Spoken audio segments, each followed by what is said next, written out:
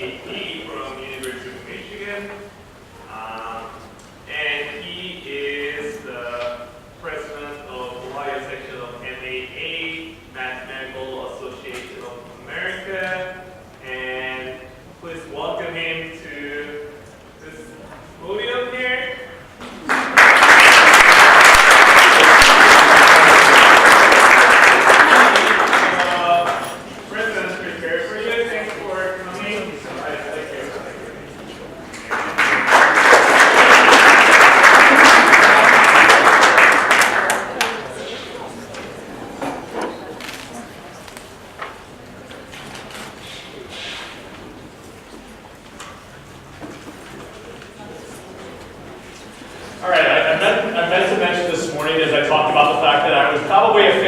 Rival schools of many people in the room, and even though I am a professor at Ashland University, which is one of your rivals, if you did notice the PowerPoint this morning, it had an orange background for you, so I was honoring your school colors for the presentation I gave this morning. So a lot of us have just come back from lunch. You have that food sitting in your stomach, you have that food going on right now. So before we get into any mathematics, I think it's important for us to do some warm-up problems to get you guys ready for the math magic we're about to do. Or at least I need to do some warm-up problems because I'm going to be talking about a lot of mathematics. So what I like to do, and this, you might need to have a calculator if you want to just double check my work on this and stuff, is I want someone to call out a 2-digit number ending in 5, and I'm going to try to square those 2-digit numbers, come up with the answers, and just to warm up my own head here. So can someone just call out a 2-digit number ending with 5, and again, maybe you need to be able to check the answer to make sure it's correct. 75. 75 is 5,625 when you square it. Someone else. 35. 35 is 1,225. Someone else can check these. Someone else call one out for me. I need to get warmed up. I'm not warmed up yet. 95. What was that? 95. 95 is 9,025. Let's do one more. 65 is 4,225. Okay, now you might say, well, that's pretty easy. There are only 10 two-digit numbers that end in 5, so maybe he's just memorized those 10, and that's the way that he did the problem. But I'm going to show you that you can do this problem too very easily, because there's a little bit of a trick in terms of how to square two-digit numbers ending with 5. So let's look at the actual list of all two-digit numbers ending in 5. So we have 15 up to 95, and I have all the squares right here. Right? What we do as mathematicians is we look for patterns in the numbers. So does anyone notice a pattern in these numbers? Okay, yes, they all end in 25. That's definitely a good observation for that, right? They all end in 25. So that's one part of knowing what the square of all these numbers are. What about the other part of the number? Does anyone notice the patterns in the other numbers that are in front of the 25 here that would explain how I'm doing this? Yes?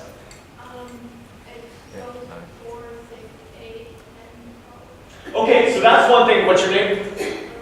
Kelly? Okay, so what Kelly noticed is you increase by 4, then you increase by 6, and then you increase by 8, you increase by 10. That's a good observation. That's definitely noticing a pattern, which is what we try to do in mathematics. But that's going to be helpful, very helpful for me to square 85, because then I'd have to add 4, and then add 6, and then add 8, and then add 10. So I'm hoping maybe we can find another pattern to those. Yes?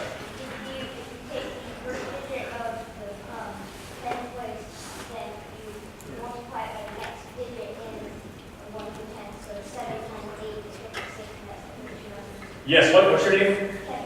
Kevin? Is that Kevin? Okay, so Kevin noticed the pattern that I was hoping you would notice in terms of this. Okay, so let's look at 65 squared, right? 65 squared, we have the 25 at the end. And what Kevin was saying is you take that digit and multiply by the next digit. 6 times 7, you get 42. 8 times 9 is 72. 4 times 5 is 20, right? And that's the pattern. Right? So if you're squaring a two-digit number ending in 5, you end in 25, and for the first digits, you just take the digit that was part of that, take the digit after that, multiply those together. Now, that's a pattern that we noticed, but in mathematics, you're not just allowed to notice patterns, you have to prove the patterns as to why they hold as well. So we're going to look at just a really quick proof here of why this ends up working.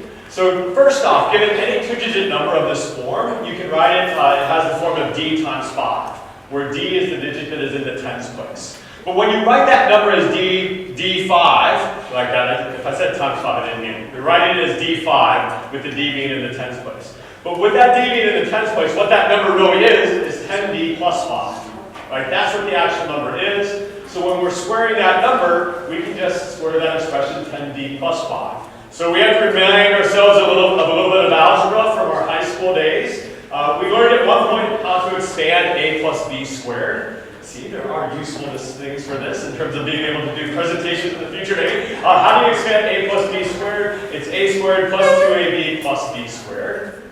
And now what we're going to do is we're going to let a be 10d, and we're going to let b equals 5. So if we do 10d plus 5 squared, you take the 10d and square it, put it on this end, put the 5 squared over here, and then the middle should be 2 times the 10d times the 5. Okay, so some good things here in terms of what we're trying to show. If we simplify things here, we see that 25 at the end. Right? We see that 25 at the end, which are the last 2 digits. And we can start to see why it's the last 2 digits, because if you look at the other 2 terms, the other 2 terms are 100 times that, or 100, a multiple of 100. Right? So these 2 terms are not going to change those last 2 digits to 25. Well, what about that last part of that pattern? Well, now we're going to have to go back and use our factoring ideas from our high school algebra days. I'm going to look at this last expression, these 2 terms of this expression, and I'm going to factor out a 100d from those. And if you factor out a 100d from that, you get 100 times d times the quantity d plus 1. All right, the 100 just moves that away from the 25. What's the other part of the expression? The digit times the digit plus 1. So the observation, Kevin, if I'm remembering correctly, the observation that Kevin made, if you want to square 65, 6 times 7 is 42, tack on the 25 at the end. And that's the way I was doing this problem. I wasn't doing it by memorization. Just a little side note here, more generally. If you have a number of the form d times c, so now d is in the tens place and c is in the ones place, you can approach this as well in terms of thinking about this. And for people that are really, really good at mental computations, this is the way that they would square a number of the form d times c. They're not squaring it in their head, they're actually doing 3 different problems that they're adding together there. The person that's most famous for this is Art Benjamin. Art Benjamin is a math professor at Harvey Mudd University. If you've ever seen a TED Talk by a mathematician, it was likely Art Benjamin that gave that talk. In a few weeks here, when the Ohio section of the MAA has its spring meeting, Art Benjamin is going to be one of the speakers there. He's not going to be talking about these sorts of things, but he is going to be a speaker there. So hopefully some of you, I think, it's my understanding you might have a conflict that day, unfortunately, but if you are able to make it to that spring meeting, you might get to see Art Benjamin talk. He's also the most famous math magician. Not me, definitely not me. He actually is part of the Magicians Guild as well as a math professor. Okay. So for the next problem, I'm going to need a volunteer from the audience. I need 2 volunteers from the audience. This is going to be a card trick. All right, there's one back there. I saw a hand go up. I need one more volunteer from the audience.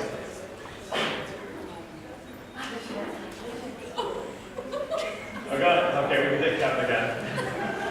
Come on up. Okay, so I have a deck of cards. It's just a normal deck of cards, as you can see as I fan these out. They're all mixed up pretty well at this point in terms of them being mixed up in terms of values. But just to make sure, I am going to shuffle them a couple of more times to mix them up a little bit more, just so that you know I'm not setting the deck here in any way whatsoever. So we maybe do 3 shuffles here. It's actually a brand new deck of cards. I just opened it last night as I was practicing for the talk today. Okay, so now the cards are even shuffled more, again, all mixed up here. What I'm going to do is I'm going to put 6 cards down here on the stage, and I'm going to go back up on the stage. What I want is each of you to pick up one of those cards. You can share it with others if you wish. I gave 7, didn't I? What was the last card that I put down? It was this one right there. We should have 6 cards there. Very good. Thank you. I said on the commentator list who likes to count things. I apparently can't count the difference between 6 and 7. Okay, there are now 6 cards on there. I want you to each pick one of those cards. Do not show it to me, but you can show it to the rest of the members of the audience. And then I need the 2 of you to work together a little bit here. So the 2 cards that you have some sort of value associated with them. It might be that you have a number card and it's very clear what that number should be. So it would be a 2, a 3, a 5, a 6, a 7, an 8, something along those lines. However, you might have a face card or an ace also. If you have an ace is worth 1. If you have a jack is worth 11. If you have a queen is worth 12. And if you have a king is worth 13. I need the two of you to get together, add the values of those cards together, and tell me what the sum is. The sum is 10 for the two cards added together? Okay, so the sum is 10. So I'm going to try to figure out, right, there are lots of things that could add together to 10. We could have 5 and 5, 6 and 4, 7 and 3, 8 and 2, 9 and an ace. Boy, there are a lot of things that could add to 10. I'm going to try to figure what these are, though, these cards are. I'm going to go ahead and say, I'm going to think it's probably an 8 and a 2, but don't tell me if I'm right yet, because I'm hoping to be able to get the suit correct also. So I think it's an 8 and a 2, and for the 2, let's go with the 2 of diamonds, and let's go with the 8 of clubs. Is that correct? In terms of what the cards are? All right, for those of you that couldn't see in the back, that is correct. We do actually have the 2 of diamonds and the 8 of clubs. All right, thank you. Kevin and Kayla, thank you for your assistance on that. You go ahead and go back down. Okay, so the cards were pretty mixed up. There were 6 cards here, and you might wonder, well, how was I able to do this, right? Anyone know at least one part of this in terms of what was happening? Any part whatsoever? Well, you could probably at least guess one thing about my shuffling. It wasn't really shuffling things, okay? There was a setup here initially at the outset. So that's maybe why this card trick is sometimes called a pack of little fibs. One of the little fibs was I was lying to you. I was not really shuffling the deck of cards. The deck of cards was set up in a certain way, and in particular, there were 6 cards that were at the top that stayed at the top, which is why I would have been in real trouble there if I had lost 7. But there were 6 cards, and these are the 6 cards that were left there. Okay? We have the ace of clubs, 2 of diamonds, 3 of hearts, 5 of spades, 8 of clubs, and king of diamonds. So first off, in terms of the suits that you see there, those are in alphabetical order. That's the way that I remember the suits. So I need to remember that these 6 cards are there. And that's how you remember the suits. But let's see, look at the values of these cards. Does this look familiar at all? It's the Fibonacci sequence again, right? Always give a talk with Fibonacci sequence in it is one of my things that I try to do for an hour-long talk. But if you, so yes, that's the other part of the pack of little fibs. That's short for Fibonacci, right? These are all Fibonacci numbers. But even with these 6 cards, let's suppose with these 6 cards, there are 15 different ways that you can select 2 of these cards. There are 15 different ways to do that, and here are the 15 ways and the 15 sums.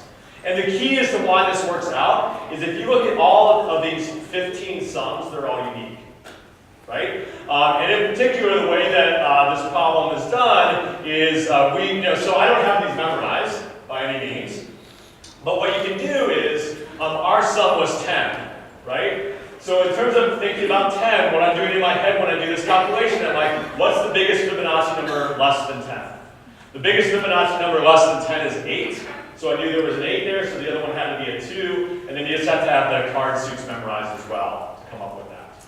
Now, one of the things that's cool about this, okay, so yeah, we see that these 15 sums are all unique, and that's something that's kind of special in terms of having this pack of 6 cards. But again, I mentioned mathematicians, when they see patterns to things, they try to generalize them. And first off, just to make sure we understand the Fibonacci numbers again, here is that Fibonacci sequence that we saw in my first talk, for those of you that were there. Right? The way that you get the Fibonacci sequence is you have kind of the 2 seeds at the beginning, 1 and 1, and then to get to the next term of the Fibonacci sequence, you add the 2 previous terms. So the 2 is the 1 plus 1, the 21 is the 8 plus 13. Right? This is the Fibonacci sequence. Well, here's a really, really cool theorem about the Fibonacci sequence. It's called Zeckendorf's theorem. And every single natural number that you can think of, which is every single natural number, I suppose. Every single natural number can be written uniquely as a sum of 2 non-consecutive terms in the Fibonacci sequence. 2 non-consecutive terms in the Fibonacci sequence. The cool part of this theorem is not that just that you're able to do that, But I'm sorry, it's not 2. A sum of some non-consecutive terms. Okay, so it can be uniquely as a sum of a certain number of non-consecutive Fibonacci numbers. Okay, the reason that's kind of surprising that you can do that is kind of the uniqueness part there. That there's only one way to do that if you don't allow consecutive Fibonacci numbers. If you allow consecutive Fibonacci numbers, there's no way it's going to end up being unique. For example, if you wanted to think about the number 47, right? The number 47 is 34 plus 13. So 47 can be written, that's the unique way of writing 47 as the sum of 2 non-consecutive Fibonacci numbers. If you allow consecutive ones, right? If you want to get 47, you can also do 8 and 13 and 34. But we're not allowing that because 8 and 13 are next to each other. So that's the non-consecutive part. So it's pretty cool that, I mean, there are 2 parts of this theorem that are really cool to a mathematician. One, the uniqueness, that there's only one way to do this for any natural number. And second, the fact that it can be done for any natural number. Now, we're not going to go into a proof of this or anything like that, but it's just a cool theorem that I like to talk about once in a while. Okay, now that's not quite why our trick works. It's very close to the reason why our trick worked. If we go back to the Fibonacci numbers I had here, it wasn't necessarily the case when 2 of those Fibonacci numbers were selected that they were going to be non-consecutive.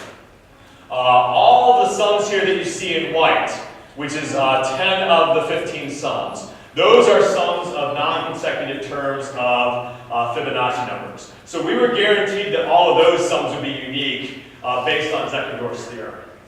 The other ones you just have to check by case here. So 1 plus 2 being equal to 3, right? Those are 2 consecutive Fibonacci numbers. These are 2 consecutive Fibonacci numbers, and so on. And then you just have to check by brute force if those work out where that number to match up even. Okay, so that is a pack of little fibs. All right, so now we're going to get to what's probably my favorite card trick, math card trick. Because there's a story behind this that you're going to hear in a little bit. But I do need one volunteer from the audience for this trick as well. Okay, come on up. And in this case, we're going to actually go over to the screen over here. This time there will be no fooling you in terms of shuffling the cards and not really shuffling the cards. Oh, what's your name? Joshua. Okay, nice to meet you. Joshua, I want you to shuffle that deck as much as you'd like. Okay, so this time I'm not the one shuffling. They are truly getting mixed up here. He's going to shuffle the deck as much as he would like to do so.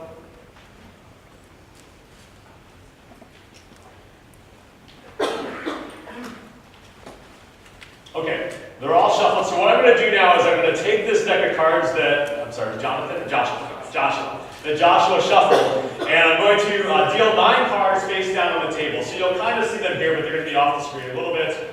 But I'm going to deal 9 cards face down on the table.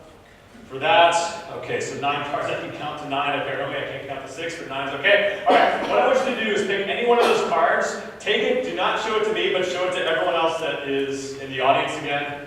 You can use the document camera if you wish. I'll divert my eyes. I'll try not to hook up at the big screen either. But if you want to show it that way, that's fine. Okay. All right, so hopefully you saw what Joshua's card is. We're going to bury that in the deck. So it's buried in the deck now. So I'm going to give the cards back to Joshua. What I want you to do is, and hopefully you can do this in the camera so that people can see that. You're going to, you can keep the deck in your hands, but you're going to create a pile of cards here on the table. What you're going to do is you're going to turn 1 card at a time face up, and you're going to count backwards from 10 as you're doing this. So you're going to say 10, 9, 8, creating 1 pile of cards. If at any time the number that you say matches the card that appears, I want you to stop. So I'm going to watch to make sure you're doing this properly, but again, just 1 at a time, starting at 10. Yep, face up.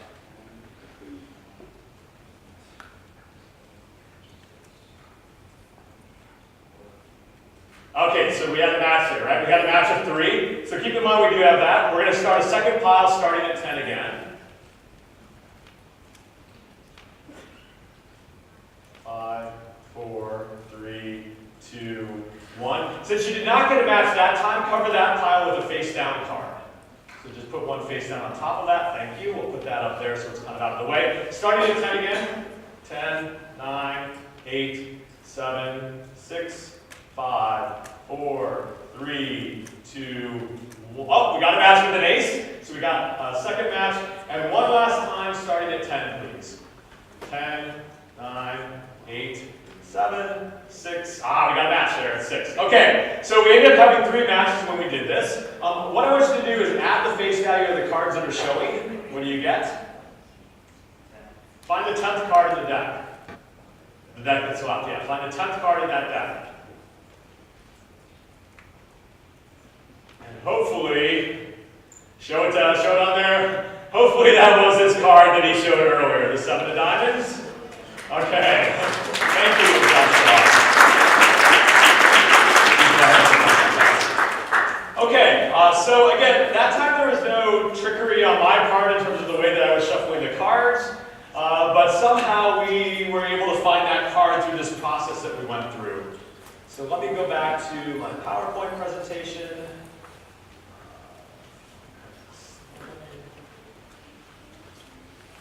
Okay. So let me start by asking this question. Let's see if we can try to kind of debunk this card trick in terms of why it ended up working out. He shuffled the cards. There was nothing tricky in terms of that. How many cards did he put down face down on the table? Or maybe I put them face down. But how many cards went face down on the table? Okay, 9, right? We put 9 cards face down on the table, and then Joshua selected one of those 9 cards, right? And he showed it to you, and the card got buried in the deck. Did it get buried in a random spot? No, it didn't, right? Where did it get buried? Does anyone, you might not be able to see it, but can you guess where it got buried in that deck? What was that?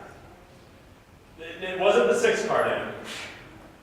It's related to how many cards I dealt out initially. Okay? What I did anyone notice it at all? What I did is I collected those other 8 cards that he didn't select. And then when we buried the card in the deck, he put his card on top of those 8 cards, and I put the rest of the deck on top of that.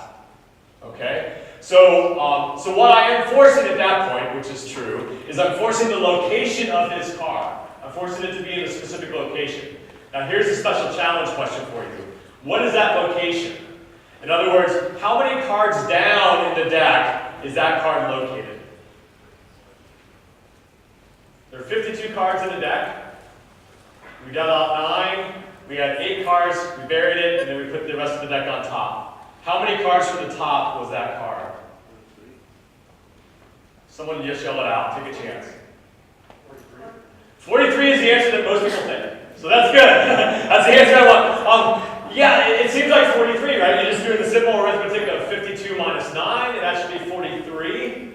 However, to see why that's not quite the correct sort of arithmetic you want to do here, there are 8 cards underneath that card.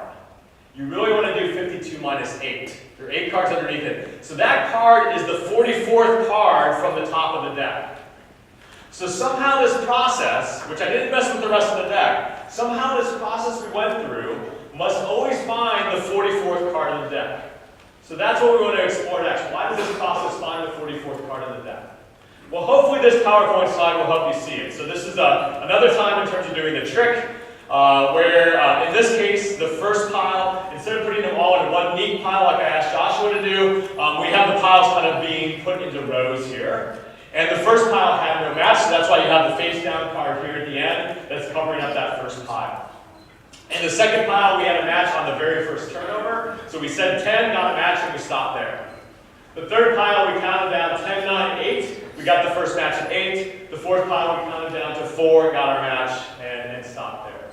So if this had been the problem that we had done, if this had been the way things had matched, the next step would have been to add 10, 8, and 4 to get 22, and to count down 22 cards. Now somehow that's going to get to the 44th card of the deck. And here's why. Essentially, with the way that I put the cards, you can't quite see that over here. In terms of those 22 cards that I was counting down, I put those cards down in the piles here. Right? The fact that a 10 was showing, I counted down 10 cards due to that. Right? When we did that, when in this case it was 10 plus 8 plus 4, I would count 10 cards down due to that. The fact that an 8 was showing on that pile, I would count down 8 additional cards for a total of 18 cards down for that. And the fact that a 4 is showing there, I would have counted down 4 more for a total of 22 cards down. But now what I've done is I've put those 10 cards and the 8 cards and the 4 cards that we counted down into a column here. How many cards are in the first column?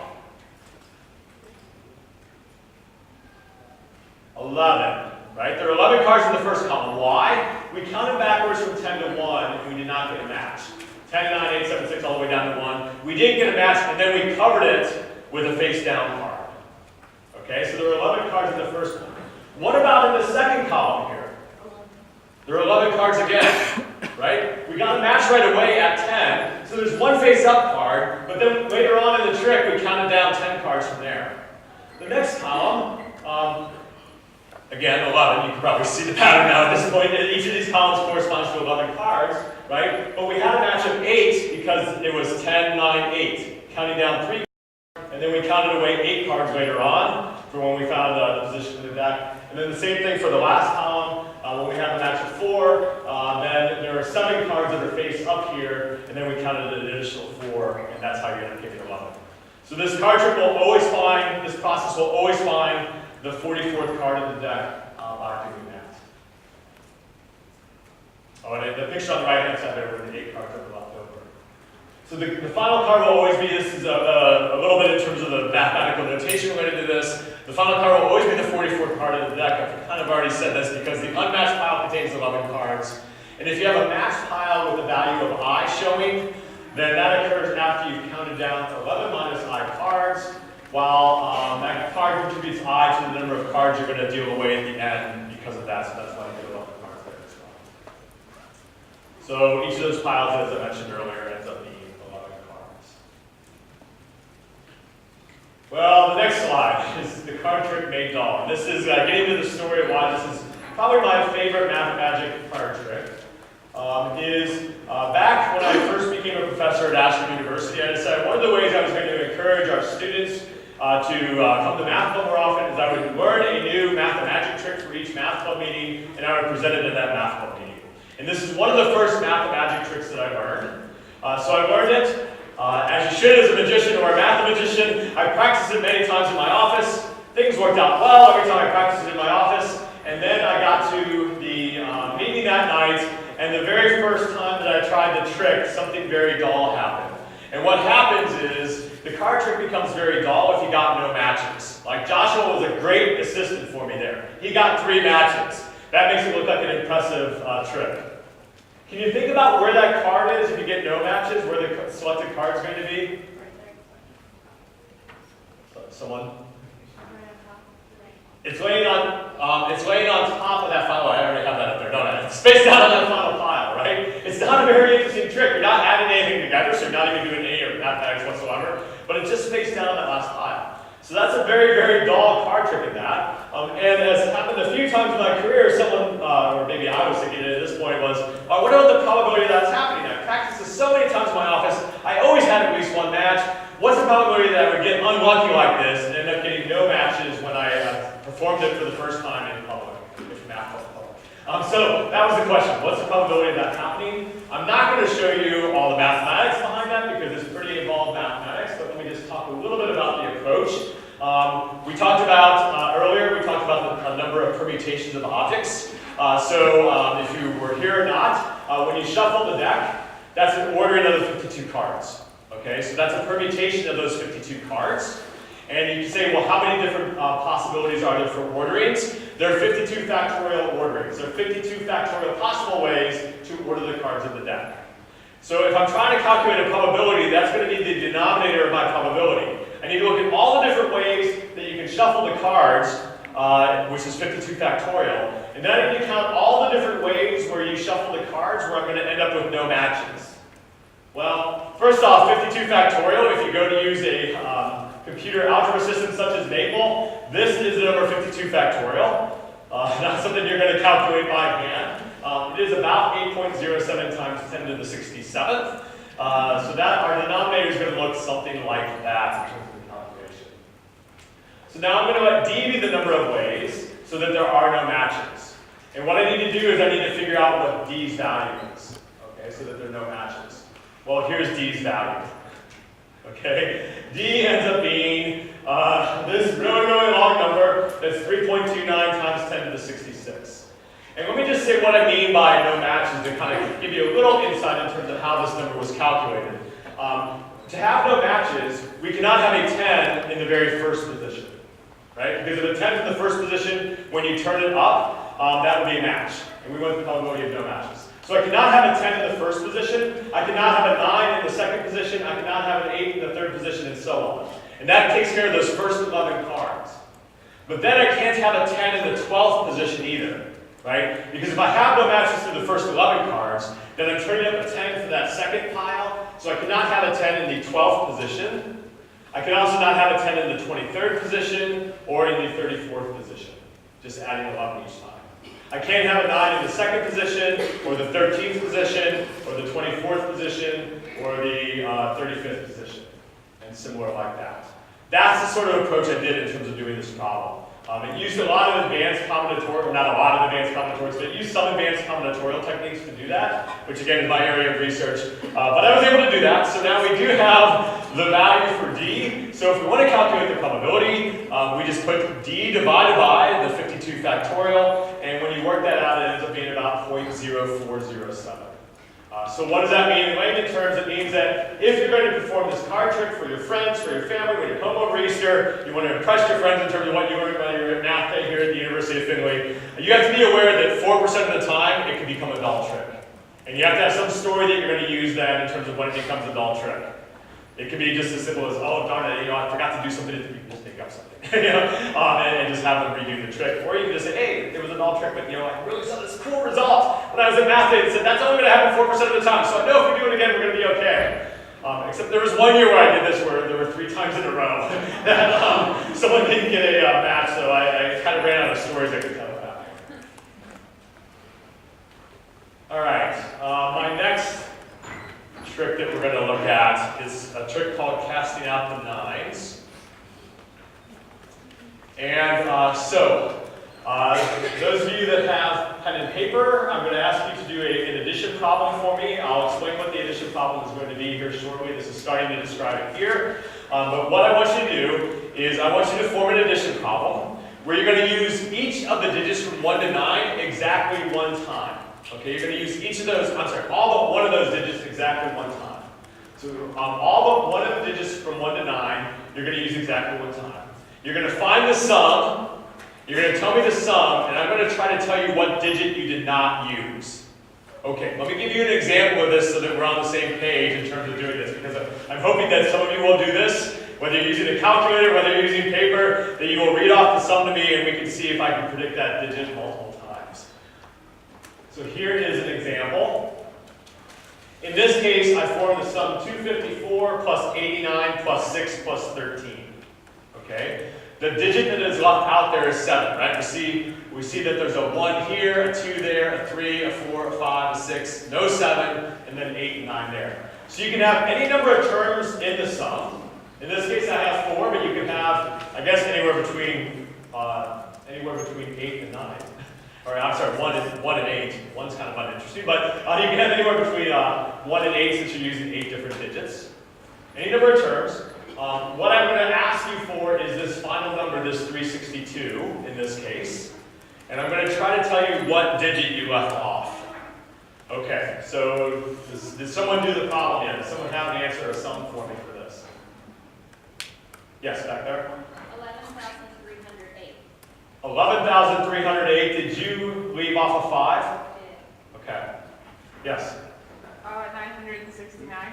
969, you left off a 3? Yeah. All right. Yes? 788. Sorry, this is taking a while. 4? Is it left off? Yes. 66,221 was it? You left off a 1? Anyone else want to share one? Okay. I didn't quite hear the first part of that. 10,263, you left off a 6. Yes? Okay, one last one. All right, yes. I was walking on this loud stage, so I didn't hear that, sorry. 178, you left off a 2? Okay. All right, so that's the trick. Okay? Now again, you might go back to the first thing and say, well, there were only 10 possibilities. There are a lot more possibilities here. I guarantee you that I do not have all these sums of all these possibilities just memorized, and that's how I'm coming up with the number. But I want to teach you how to do the trick, right? That's one of the differences between a mathematician and a magician. The magician will not tell you his or her tricks. The mathematician might. Our Benjamin doesn't always tell his tricks either, but I am going to tell you the tricks behind this. And to tell you the trick behind this, I have a question for you first. Maybe something that you would have seen sometime in your life, I don't know. Maybe just math types would see this. How can you tell if an integer is divisible by 9? Does anyone know how to tell if an integer is divisible by 9? Yes? All of the integers will eventually add up to 9, so like, if you add like 18 together, then 1 plus 8. Okay, so it sounds like you were summing the digits of the integer. And if you repeat that process, you'll eventually get 9. That works out. You can stop a little bit earlier than that. And you can actually just sum the digits, and if the sum that you get is divisible by 9, the original number is divisible by 9 as well. So for example, I can tell that 378 is divisible by 9. How can I tell that? If I add the digits 3, 7, and 8, I get 18. 18 is small enough that I know 18 is divisible by 9. So the original number of 378 is also divisible by 9. Okay? You probably learned that trick at least for divisibility by 3 at some point. I don't know if you necessarily, a lot of people see that rule for divisibility by 9. Caution, you can't extend that to other numbers. That is not something that always works out. There's something special about 3 and 9 as to why you can check your divisibility in that way. And let me try to get you to see what's special about this. Okay? And this goes back to some of the things I talked about in my earlier talk as well, which you don't have to know this notation to understand what I'm about to say. But if we look at the number 378 that I'm saying is divisible by 9, what we can do is write that out in terms of, the 3 is in the 100s place, so it's 3 times 10 squared. The 7 is in the 10s place, so it's 7 times 10 to the first. And the 8 is in the 1s place, so it's 8 times 10. When you do things with modular arithmetic, whether you were here earlier or not, what you can essentially do with modular arithmetic is you can replace numbers by things that are congruent to those numbers modulo 9, for example. So in particular, 10, modulo 9 is congruent to 1. If you do 10 divided by 9, you get 1 as a remainder. That's one of the signs that 10 is congruent to 1 modulo 9. So if I'm working in this area of modular arithmetic, everywhere where I see a 10, I can replace it with a 1. Okay? So we do that. We replace the 10 squared by a 1 squared, the 10 to the first by a 1 to the first. And now what you see is you get 3 plus 7 plus 8 mod 9. Here's the key for the relationship between being divisible by 9 and modulo 9. If a number is divisible by 9, when you divide by 9, you get a remainder of 0. Okay? So that means that if it's divisible by 9, that it would be congruent to 0 mod 9. But any number, not even paying attention to that, any number, if you go with mod 9, is congruent to the sum of its digits.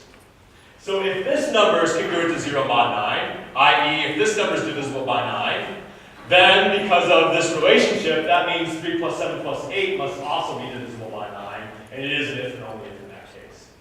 So that's why that works out, okay, in terms of how you can check things are divisible by 9. All right. But let's go back and think of the addition problem that I had you do. The addition problem that I had you do is you took all but one of the digits from 1 to 9, and you created some sort of a sum, and then you added those things together. Well, let's notice something about what happens if we actually would have included all the digits, or if you just created the simple problem of 1 plus 2 plus 3 all the way out to 9.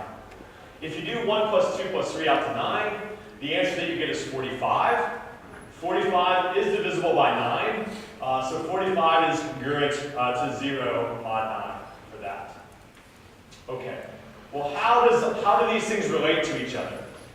Well, if you create any addition problem where you're putting the digits down and using, if you would use all the digits, right? Each digit that you put down in that problem is either in the tens place, the 100s place, the 1s place, the 1000s place, the 10,000s place. All of them have to be in one of those places. But when you do that problem and you work modulo 9, all those 10s are just fancy 1s. So if you used every single digit, 1 through 9, and created an addition problem that way, then the result, no matter what you use, would be some number that's divisible by 9. And because that number is divisible by 9, that means that some of those digits would also be divisible by 9. That's not quite what you did, right? You left out one digit. You left out one digit. So let's go back up to my example up top, the 362 where I left out the 7. Here's the sort of calculations I'm doing when you were calling numbers out to me. I looked at the answer of 362, and I added those digits together. When I add those digits together, I get an 11. So an 11 is congruent to 2 mod 9. So my thought process then is what's missing. What do I need to add to that 2 to get to the next multiple of 9? I need to add a 7. Right? That's what's missing. So how do you do this problem, this trick? You add the digits together, and to be honest, sometimes I just add, I'll just think of the 11 and then say, okay, the next multiple of 9 up is 18. I need to add 7 to 11 to get to 18, so 7 must have been the missing digit. So let me take one of my volunteers from earlier again. Tell me the number that you have for the sum, and I'll kind of tell you what I did in my head for that. So I'm not sure where any of the volunteers are at this point, so. 969. Okay, so 969, that one's really nice. So one of the things you can do when you add these is you can actually work modulo 9 in your head as well. And a 9 is basically a 0. Right? So 969 was actually, I think, the easiest of all the problems that were given to me, because 969, I just ignored the 2 9s. So there was a 6. So what was the missing digit? It was a 3. Okay? Someone give me another one that we did earlier. Yes? 11,308. Okay. This is kind of getting at the idea of casting out the 9. So again, what I need to do based on this process that I talked about is I would need to add 1 and 1 and 3 and 8. But that's not the fast way to do the problem. Okay? What I did when I heard 11,308 is I said, oh, 1 and 8 are a 9 together, so I can just ignore both of those. Right? So 11,308, the 1 and 8 form a 9, ignore those. What are we left with? A 1 and a 3. 1 plus 3 is 4. What's missing? 5. And 5 was the digit that was missing for that. And that's how that trick is done. There's some variations of this trick that you can do as well. So that all of these variations would work out. It's based on the same principle of casting out the 9, where you figure out a specific digit that's being used. So one of the variations, if you write down any number and you scramble up the digits. So maybe you write down 567, and then you scramble up the digits and write 756. Okay? If you subtract the smaller of those numbers from the larger number, you get an answer. And if you circle one of the digits in that answer and read off the other digits, I can tell you what number was circled. This one kind of works in terms of the fact that if you take the number and then you reverse the number, basically because you're taking the first number, one of the numbers, and subtracting off the other one, you eventually, your answer here, in terms of that subtraction problem, is always going to be divisible by 9. So you circle 1, I add the digits that are remaining, and I can tell you which one was missing. Another variation of this, you can write down any number, find the sum of the digits, and then subtract that sum of the digits from the original number, and again circle one digit. You read off the rest of the digits that were still around at the end there, and I can tell you what that one circled digit is for that. And then finally, this one's kind of cool. You can write down any number. You can multiply that number by 8. I'm sorry, find the sum of the digits, multiply the sum of the digits by 8, add that to the original number. So there's all kinds of stuff going on here. The result when you do this is going to be, if you finish the problem at that point, again, it's going to be something divisible by 9. Circle one of the digits, and I can tell you what digit is missing again from the same sort of process. So those are some other variations on this trick that you can do for that. Okay, I want to check my time real quickly here. Down to 4 minutes. So here are my references. Let me look at, I do have one more problem on here that maybe I'll do since we have a little bit of time. Here's some references if you want to get into this area of mathematics and learn some other tricks. Some great references. Well, first, this one's not so great, but it's mine. Someone that gave me a publication to help me get tenure, so that's again one of the reasons why I like that one card trick in terms of the probability of the card trick being null. But the first one, Martin Gardner. If you can pick up any Martin Gardner books, he was a recreational mathematician. They're always, what he wrote was always very well written, and you can find a lot of math magic tricks there. In particular, here I picked out the Mathematics, Magic, and Mystery book. And then the Como Mulcahy, he is associated with the Mathematical Association of America. He wrote a column for that that is now a blog instead. And so he is actually nicknamed Card Colm because he does math magic all over the place as well. So those are a couple of resources if you wanted to learn a little more about math and magic. Let me check my time one last time here. All right. We'll do one last trick, but I won't get into the mathematics behind this. So, the 21 card trick, one last math and magic trick. I need one more volunteer from the audience. All right, back to the blue back there.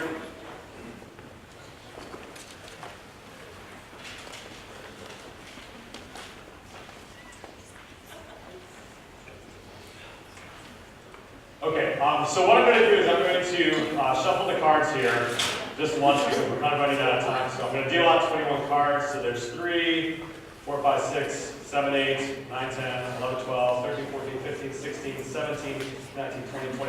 There are 21 cards there, okay? What we're going to do is I want you to look at these cards, and I want you to pick one card that's going to be your card. You can share it with everyone else if you wish, but you should not share it with me.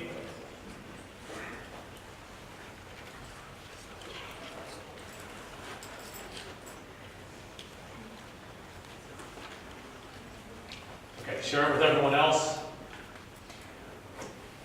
And then bury that card back in the deck. Okay, you can shuffle them if you wish, that's fine.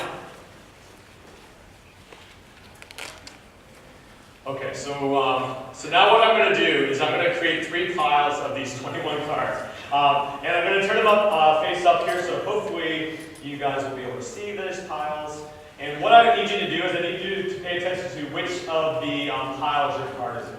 Okay, so you might need to watch as these are going up. But I'm going to create these 3 piles.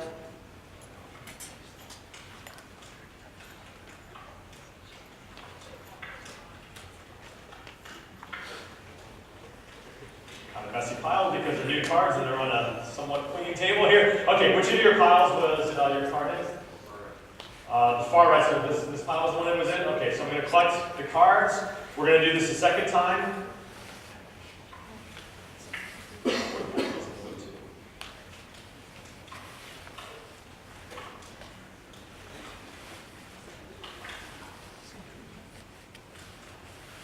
Okay, which pile? The second pile. And I'm going to do this one last time.